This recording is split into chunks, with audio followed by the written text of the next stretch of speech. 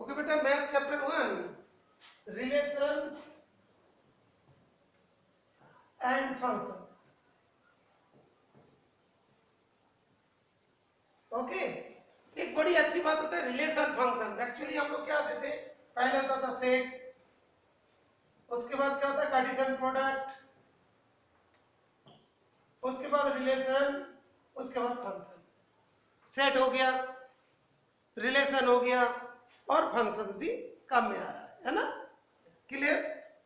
तो ये जो ऐसी मतलब हम लोग के सोसाइटी में जैसा होता है उस तरीके से काम चलते हैं।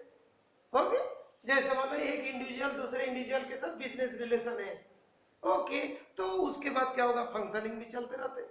तो जो 11 के साथ ये पूरा सिमिलरिटी में है। लेकिन हम लोग यहाँ पे जो पढ़ेंगे रिलेशन के बारे में, वो उसके बारे में पढ़ेंगे types of relation. Types relation के लिए बेस्ट एग्जांपल हम लोग पैरेलल लाइन से ले रहे हैं। पैरेलल लाइन वाला रिलेशन जो है वो उसके हिसाब से है,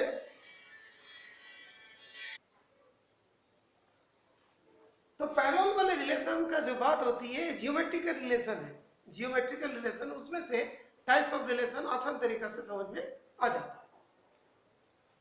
जैसे हम लोग लिया एक लाइन है, तो ये लाइन तो आपस में पैरेलल होगा।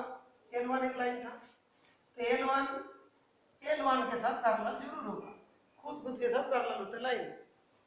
तो इस टाइप का जो रिलेशंस होती है इसको क्या बोलते हैं, सेम के साथ सेम, तो उसको हम लोग बोलते हैं कि तुम्हारा reflexive relation.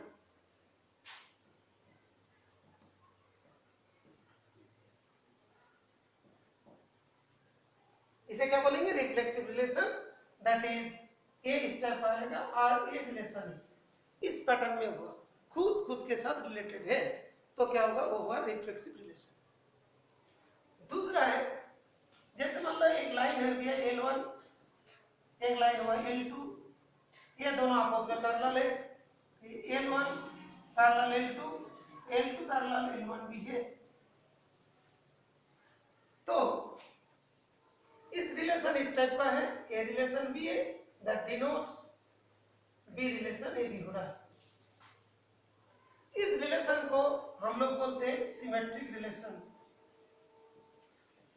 Symmetric relation.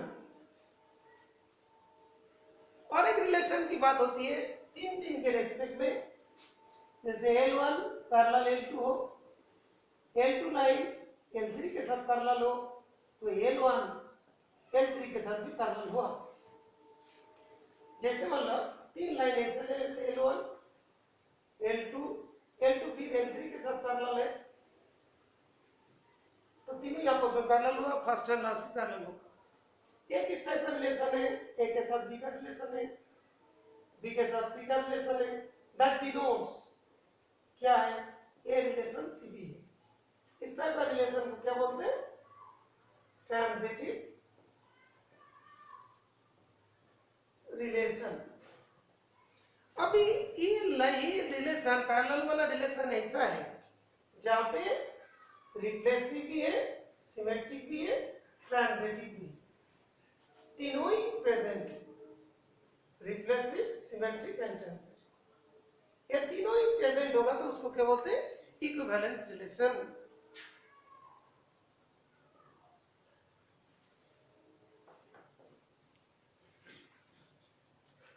That means parallel वाला जो है वो इक्विवेलेंस रिलेशंस की है। तो साथ साथ एक बात आती है, परपेंडिकुलर वाला किस टाइप का रिलेशन होगा वो देख लेते हैं। परपेंडिकुलर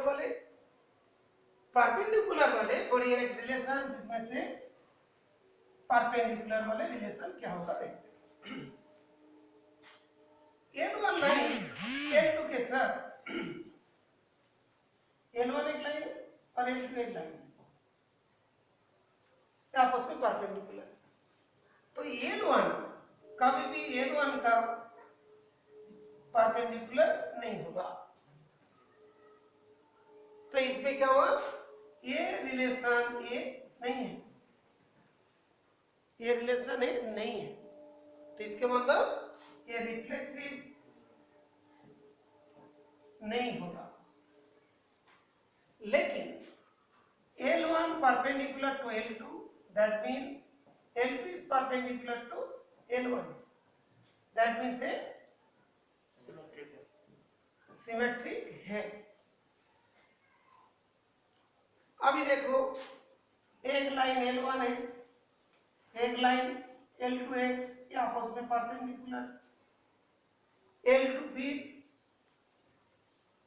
L3 के साथ परपेंडिकुलर है, तो L1 L2 क्या होगा, पैरेलल हो गया, परपेंडिकुलर तो नहीं है।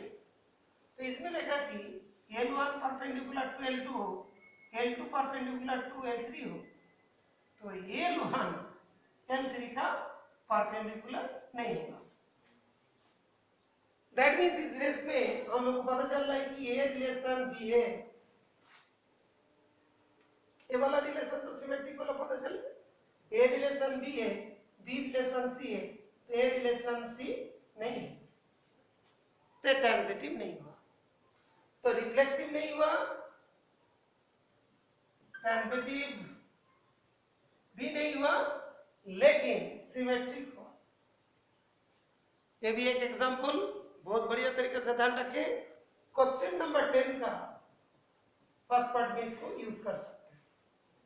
क्वेश्चन नंबर 10 का फर्स्ट पार्ट में वही दिया है कि सिमेट्रिक होना है और रिफ्लेक्सिव एंड ट्रांजिटिव नहीं होना। ओके, तो इसमें से तो हम लोग को ज्यादा बेनिफिट भी हो गया, लेकिन पैरेलल वाला वो तो इक्विवेलेंस रिलेशन का एक एग्जांपल हो गया, तो हो सकता है थ्योरी थोड़ा थोड़ा समझ में आ गया, अभी क्वेश्चन भी करोगे।